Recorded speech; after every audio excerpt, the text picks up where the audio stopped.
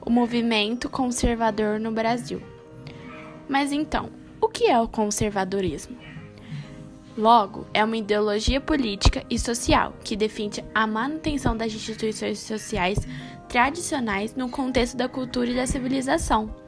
Os conservadores procuram preservar as instituições, incluindo a religião, a monarquia, os direitos de propriedade e a hierarquia social, enfatizando a estabilidade e a continuidade, enquanto os elementos mais extremos, chamados de reacionários, se opõem ao mundo moderno e buscam um retorno à maneira como as coisas eram. Não é um conjunto de ideias políticas definidas, pois variam com a localidade e tempo. O que significa ser uma pessoa conservadora? O termo conservador, portanto, deve possuir uma acepção diferente, pois o único significado que ele pode ter é este: conservador. Se refere a alguém que acredita na existência de uma ordem natural, de um estado de coisas naturais, que corresponde à natureza das coisas, que se harmoniza com a natureza e o homem. Um Brasil conservador. Segundo uma pesquisa divulgada pela Ibope, a sociedade brasileira atingiu o ápice do conservadorismo nos últimos anos, em dezembro de 2016. De acordo com o levantamento, 54% dos brasileiros têm posições tradicionais em relação a questões como legalização do aborto, casamento entre pessoas do mesmo sexo, pena de morte e redução da maioridade penal. Em temas ligados à violência, todos os questionamentos apresentaram oscilação para cima. A porcentagem de pessoas a favor da pena de morte saltou de 31% para 49%. Quando a pergunta foi acerca da prisão perpétua para crimes hediondos, a porcentagem passou de 66% para 78%. É possível dizer que o Brasil é um país conservador? O conservadorismo brasileiro está associado às bases históricas de construção da sociedade. Um país que nasceu do Estado, forjando uma economia escravocrata e mais tarde muito desigual, só poderia ser governado por elites cujos acordos excluíam as vontades populares. Há uma camada que sempre foi extremamente conservadora no Brasil e que agora encontrou meios de manifestação. Outro fator que tem acentuado a presença de ideias mais tradicionais é o crescimento das igrejas pentecostais e neopentecostais no Brasil. O número de evangélicos no país aumentou 61,45% entre 2000 e 2010, segundo o IBGE. Em 2000, cerca de 26,2 milhões se disseram evangélicos, e em 2010, eles passaram a ser 42,3 milhões, ou 22,2% dos brasileiros. Atualmente, a Frente Parlamentar Evangélica e seus membros são a principal vitrine da mistura de política e religião no Brasil. Dezenas de projetos de cunho conservador ligados aos deputados da frente vêm sendo levados ao Congresso. O conservadorismo é efeito do crescimento do segmento evangélico e de alguns setores de posição ideológica mais à direita, e que até agora não se sentiu à vontade para se expressar. Esses agrupamentos que estão colocando a cabeça de fora e assumindo suas identidades estavam escondidos. Eles tinham medo de se manifestar contra a liberdade sexual, contra a união de pessoas do mesmo sexo. Pesquisas de intenção de voto nas eleições presidenciais de 2018 colocaram o deputado federal Jair Bolsonaro, ferrenho defensor da ditadura militar, do autoritarismo e de ideias ultraconservadoras, como vice-líder na corrida eleitoral, atrás de Luiz Inácio Lula da Silva. Bolsonaro tem arregimentado seguidores no Brasil e fora dele. Durante uma viagem pelos Estados Unidos em outubro, ele defendeu o fim da consolidação das leis de trabalho, a liberação de armas de fogo para cidadãos e a desburocratização para empresas. A visita contou tanto com gritos de mito entoados por simpatizantes, quanto com a manifestação de pessoas contrárias às posições expostas pelo militar. O aborto e os conservadores.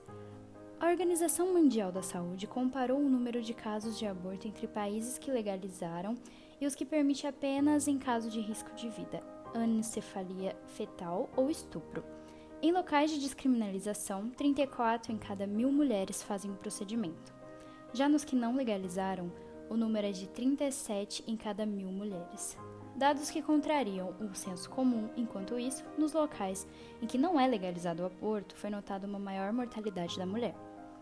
Porém, quase metade da Câmara Federal, 236 de 513 deputados, compõe a Frente Parlamentar em Defesa da Vida e da Família, que visa endurecer ainda mais a punição a quem aborta sem autorização legal. Organizações espalhadas pelo Brasil influenciam cada vez mais a opinião do Congresso Nacional sobre o tema. O principal objetivo é erradicar o aborto em qualquer situação.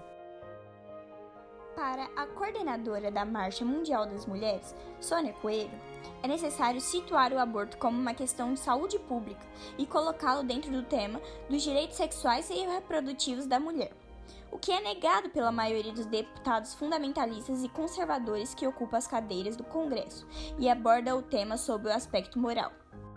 A legislação vigente no Brasil permite o aborto em apenas 3 casos: estupro, risco de vida da mulher e feto anencefálico. No entanto, a bancada fundamentalista presente no Congresso Nacional, como a PEC 181, que prevê a impossibilidade de acesso ao aborto legal até mesmo nos casos já previstos pela legislação. As barreiras para o acesso ao aborto seguro e gratuito atingem sobretudo as mulheres negras. Diz Sônia: sabemos que as mulheres ricas pagam para fazer o aborto seguro, enquanto as pobres, em sua maioria negra, morrem por não terem acesso aos mesmos recursos. Em um caso em que uma menina de 10 anos é estuprada, conservadores defendem o estuprador e condenam a vítima, uma criança de 10 anos, que foi vítima de um estuprador dentro da sua casa por 4 anos.